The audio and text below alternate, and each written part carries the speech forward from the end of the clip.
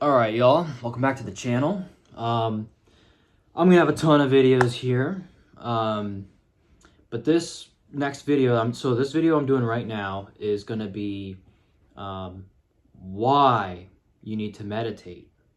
Now, this video is intended for people who have chronic pain. There are people who have chronic pain that go to doctors and they get answers, right? Well, you have chronic pain because of this, this, and this, right? That's not who this video is for. This video is for people who have chronic pain and they've gone to doctors and they say, we don't know what's going on, your body looks fine. That's me. So, I meditate and I've seen life-changing results. But I'm going to explain the logic of it because I don't see this on YouTube. So I'm just going to explain how it's impacted and changed my life. So let me give you a list of the symptoms and the BS that I deal with. And maybe it can help and you can use my lived experience. And maybe it can help you. It might not work for everyone, but this is how I cope with my reality. So what are my symptoms?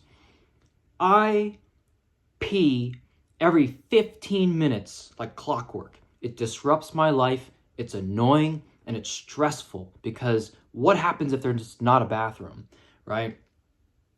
And it's very painful if I can't go to the bathroom. It's very painful.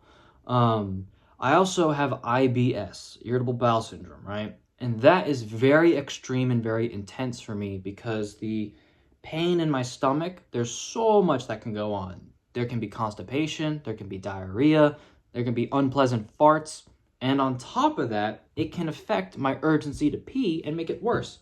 On top of that, I have really bad nerve pain in my pelvis region. It's a tight pelvic floor, and that, if all the other stuff is flared up, I get this really bad nerve pain.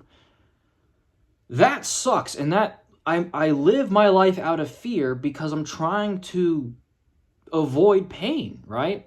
And so the goal is to get out of that cycle. And so I've done a lot of work to move past, and meditation is part of it. So I'm going to be explaining why meditation. I have all these physical issues going on in my body. Doctors look at x-rays, doctors look at MRIs, they do blood tests, and they're like, you're a healthy 25-year-old man, and I have my body is on fire, and I don't know what's going on. So I'm not going to teach you how to meditate in this video. That'll be the next video. But I'm going to teach you why you should meditate. One more thing. I have chronic rib pain. I have a rib that like pushes in my sternum and it hurts all the time. So I have a lot of reasons that I can justify why I should be an absolute nut job. I used to break my knuckles out of stress or frustration because I'm not getting answers. So I'm going to give you, this is how I cope while I'm on my healing journey. And hopefully some of y'all can relate. So this video is why I meditate and how I got out of the mindset of meditation's dumb, meditation's stupid, it doesn't fix anything, it seems like BS, hocus pocus, meditation doesn't work for me, right? I used to believe all of that for a while, and then I even watched videos of people saying, well, I used to believe meditation was garbage, and then it worked for me, and then that video doesn't, I don't know. Meditation has just always seemed like a hoax to me. And then they always have a course to sell you, right? Anyway, I have a completely different strategy, and it's kept me on this earth a little longer, which is good. That's good, and I'm seeing a lot of progress. So, here's my mindset, okay? What I did not realize is in my given situation, without knowing it, I meditate every day. You meditate every day, and you might not even know it. What do you mean you meditate every day? You meditate every day watching this video? Yeah, you meditate every day, and you don't even know it, okay? Let me explain, all right? So, meditation is just what you focus on. That's all it is. Meditation is what you focus on, and it's the story that you tell yourself. That's all it is. Okay? Now, I used to think meditation also can feel like you're lying to yourself. So the goal of this video is to try to help you get over all of that so you can actually apply this to your life. So most people are subconsciously meditating all the time on stress, on their pain, and on their worst case scenarios. That's what I was doing. I was meditating all day subconsciously on accident about fear and anxiety. What happens if I have to get a physical job and I have all this physical pain? What happens if all this physical pain stops me from achieving my goals, my hopes, my dreams? What happens if this physical pain never leaves my body? What happens if I'm stuck like this? What happens if it gets worse? These are all thoughts that I'm telling myself that actively don't make me feel good. It actively makes me stressed. It actively makes me angry and frustrated, and I lose hope when I think of those things. So that's a form of meditation.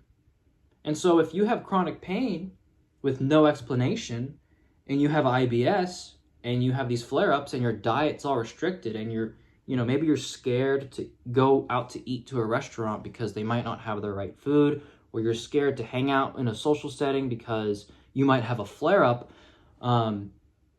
you might cause yourself a lot of discomfort because you have these thoughts and beliefs about, well, what if there's a flare-up? What happens if I'm in danger? What happens this?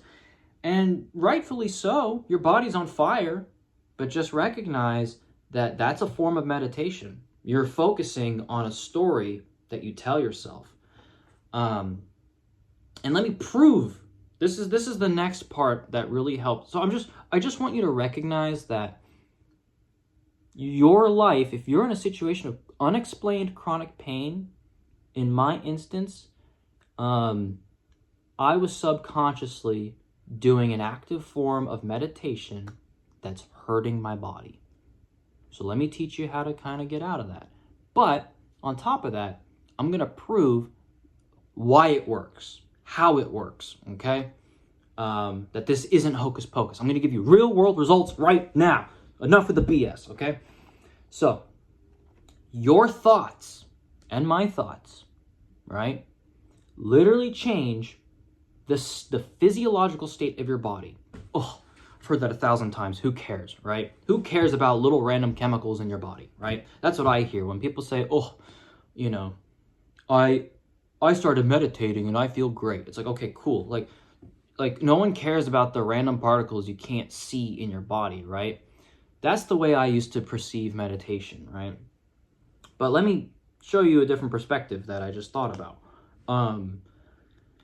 Meditation can literally change your heart rate. Okay, who cares? Who cares about heart rate? Okay. Meditation can change your breathing. Okay, who cares? Who cares about breathing? My rib's in pain. I'm peeing every 15 minutes. I can't poop when I want, and then I have to poop when I don't want. So who cares about breathing, heart rate, and all that crap? Okay.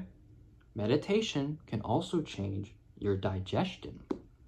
Meditation has a huge impact on your nervous system. In fact, my entire situation was caused, all the discomfort in my body, simply because I was doing a subconscious form of meditation that's hurting me.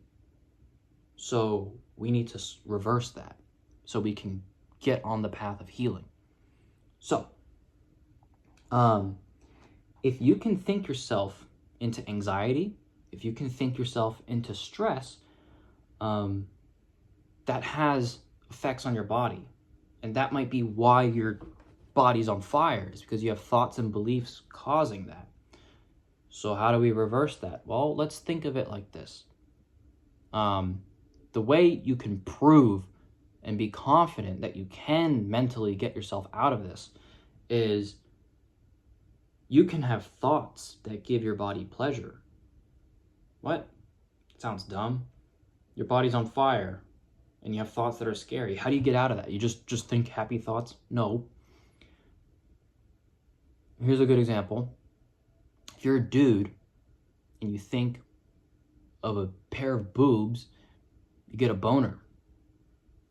That's a You can sit and do nothing, and your mind-body connection changes the physiological state of one specific region in your body, right? That's an instance of meditation helping, or I guess you're not hurting yourself, right? So there are other instances like that in your body. You can focus on certain organs. You can focus on certain sensations.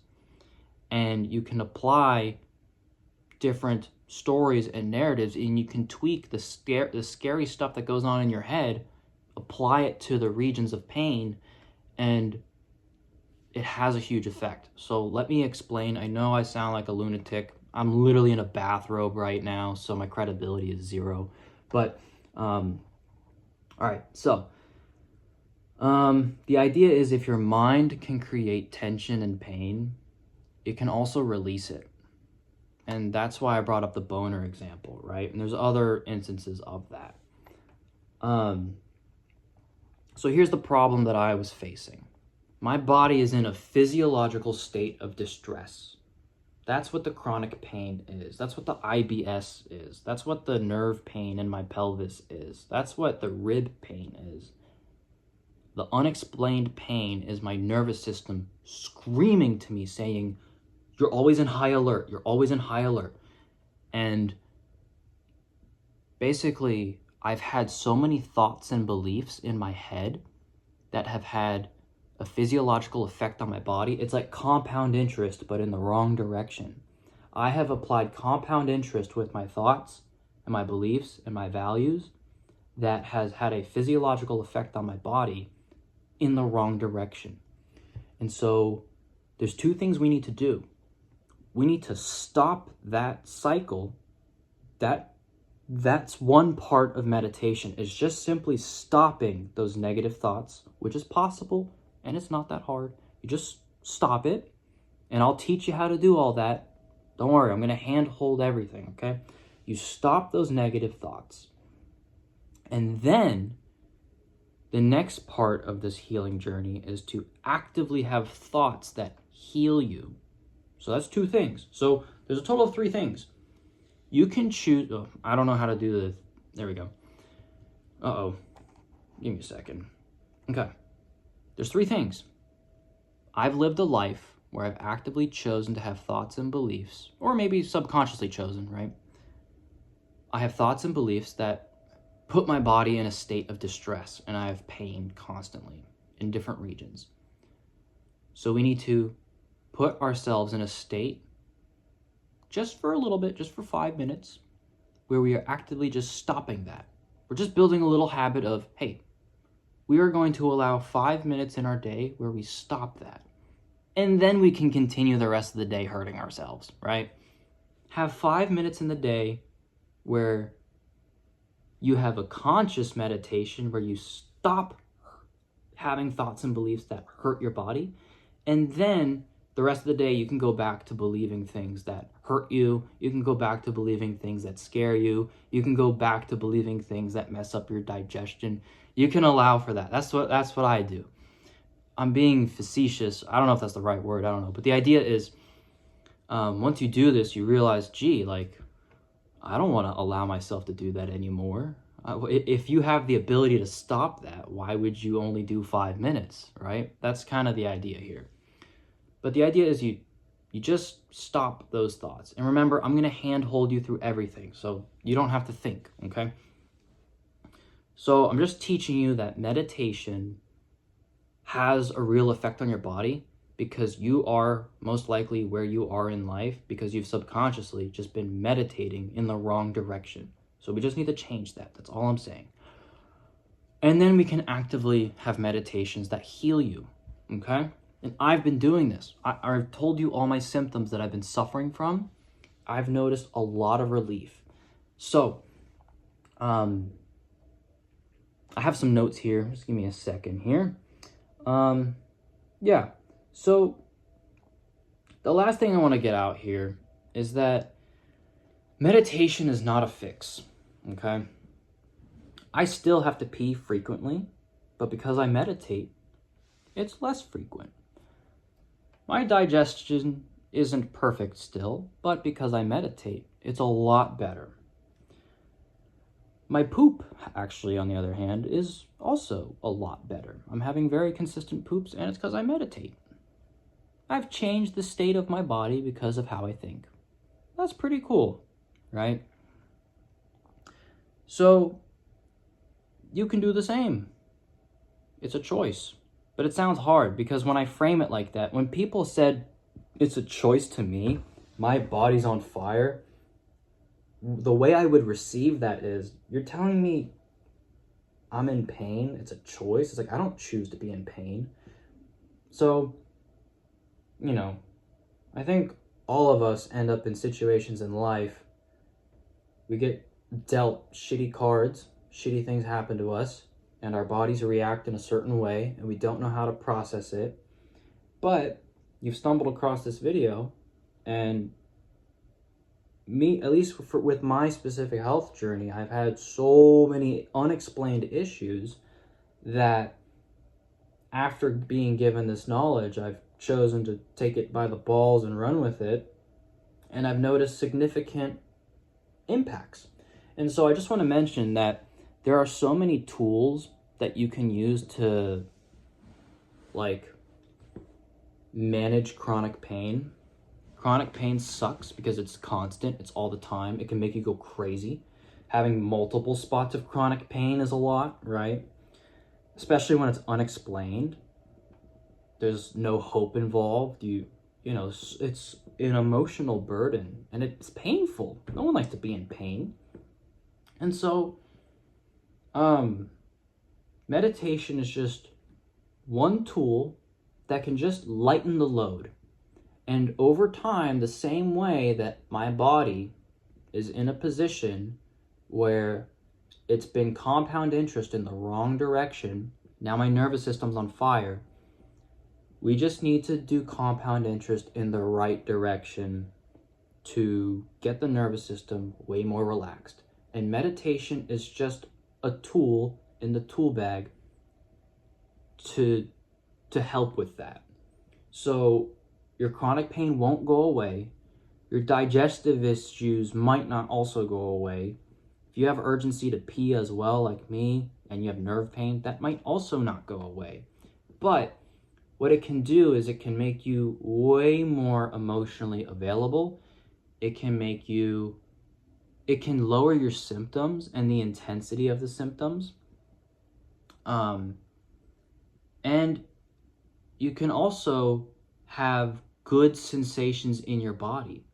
So one more thing I want to mention is, this is life-changing, what I'm about to share. And I know it's at the 18-minute mark, and a lot of people probably have already clicked off. But you kind of have to meditate if you want to heal. And I'll make this a separate video, I think. But anyway, I'm going to have a part 2 to this video. It's just as crucial. It's going to be why you have to meditate to heal. Because a lot of healing that I'm doing is physical. Like, I've tried physical therapy, and it didn't work. I tried physical therapy for so many things, right? Didn't work. So I'm stuck. But it wasn't until I started meditating, and then the physical therapy, like, clicked. So it's like a missing link. It's the weirdest thing I've experienced. I've been trying to go to physical therapy for years. No luck, no progress. Things actually got worse. And then I started meditating, and everything just started to kind of align. There's more to the story, but I'm just trying to share that my body's in a state of great distress. And you can choose to really lighten that load. So 2 videos are coming up. I'm going to have an extension on this video, a part 2. And then I'm also going to have a, how do you actually meditate? What does the tool look like? How do you implement it in your life? How do you take your symptoms of intensity and bring it down a notch? That's just one tool. I'm going to have other tools that can help lower that and lower that. And it's all about building compound interest in the right direction for your well-being. So peace out. This is just my lived experience. Everyone's nervous system's different. And that actually really matters. I actually found out too, very important part of my journey is I found out I have autism, and that's played a big role. So a lot of this also matters of, do you know how your nervous system works? What works for someone with autism versus who doesn't, versus ADHD? A lot of the advice we get might not be applicable until we have that puzzle piece, and then we can map traditional advice to that diagnosis. So anyways, I'm rambling. 20 minutes of me in a bathrobe. Good luck, y'all.